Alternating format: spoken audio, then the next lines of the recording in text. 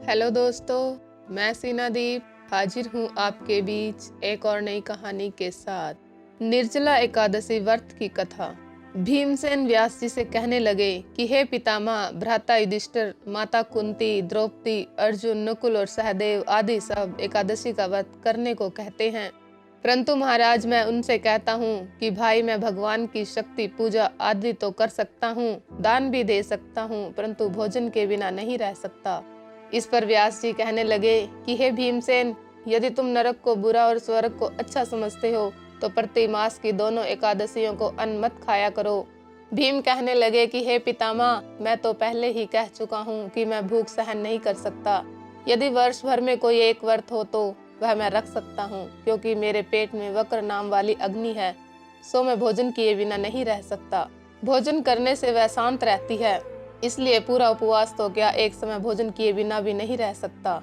आप मुझे कोई ऐसा व्रत बताइए जो वर्ष में केवल एक बार ही करना पड़े, मुझे स्वर्ग की प्राप्ति हो। व्यास जी कहने लगे कि हे पुत्र, बड़े बड़े ऋषियों ने बहुत शास्त्र आदि बनाए हैं, जिनसे बिना धन के थोड़े परिश्रम से ही स्वर्ग की प्राप्ति हो सकती है। इसी प्रकार शास्त्रों में दोनों पक्षों के एकादशी का व्रत मुक्ति के लिए रखा जाता है।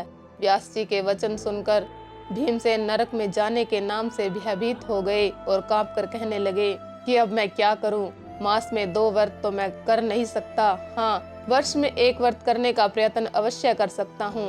वर्ष में एक दिन व्रत करने से यदि मेरी मुक्ति हो जाए तो कोई ऐसा व्रत बताइए। यह सुनकर व्यास जी कहने लगे कि हे वृषभ और मिथुन की संक्रांति के बीच जेठ मास के शुक्ल पक्ष की एकादशी आती है, उसका नाम निर्जला है। तुम उस एकादशी का व्रत करो। इस एकादशी के व्रत में स्नान और आचमन के सिवा जल वर्जित है। आचमन में 6 मासे से अधिक जल नहीं होना चाहिए, अन्यथा वह मद्यपान के सदृश हो जाता है। इस दिन भोजन नहीं करना चाहिए, भोजन करने से व्रत नष्ट हो जाता है। यदि एकादशी को सूर्योदय से लेकर द्वादशी के सूर्योदय तक जल ग्रहण न करें तो उसे सारी एकादशियों के व्रत का फल प्राप्त होता है।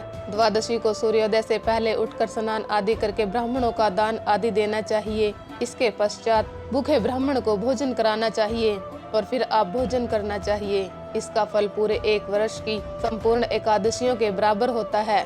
व्यास जी कहने लगे, हे भीमसेन, यह मुझको समय भगवान ने बताया है। इस एकादशी का पुण्य समस्त तीर्थों और दानों से अधिक है। केवल एक दिन मनुष्य निर्जल रहने से पापों से मुक्त हो जाता है। जो मनुष्य निर्जला एकादशी का व्रत करते हैं उनकी मृत्यु के समय यमदूत आकर नहीं घेरते। भगवान के पार्षद उसे पुष्प विमान में बैठाकर स्वर्ग को ले जाते हैं। संसार में सबसे श्रेष्ठ निर्जला एकादशी का व्रत है, इसलिए यत्न के साथ इस व्रत को करना चाहिए और उस दिन ओम नमो भगवते वासुदेवाय मंत्र का उच्चारण करना चाहिए और गोदान करना चाहिए। इस प्रकार व्यास जी की आज्ञा अनुसार भीमसेन ने इस व्रत को किया, इसलिए इस एकादशी को भीमसेनी या पांडव एकादशी भी कहते हैं। निर्जला व्रत करने से पूर्व भगवान से प्रार्थना करें कि हे भगवान, आज मैं निर्जला व्रत करता हूँ, दूसरे दिन भोजन करूँगा। मैं इस व्रत को श्रद्धा पूर्वक करूँगा। आपकी कृपा से मेरे सब पाप नष्ट हो जाएं। इस दिन जल से भरा हुआ एक घड़ा वस्त्र से ढककर स्वर्ण सहित दान करें। जो मनुष्य इस व्रत को करते हैं और जो इस दिन यज्ञ आदि करते हैं, उनका फल तो वर्णन ही नहीं किया जा सकता। इस एकादशी के व्रत से मनुष्य विष्णु लोक को प्राप्त होता है। जो मनुष्य इस दिन अन्न खाते हैं वे चंडाल के समान हैं और नरक में जाते हैं। जिसने निर्जला एकादशी का व्रत किया है वह चाहे ब्राह्मण हत्यारा हो, मद्यपान करते हो, चोरी की हो या गुरु के साथ द्वेष किया हो, मगर इस व्रत के प्रभाव से स्वर्ग को जाता है।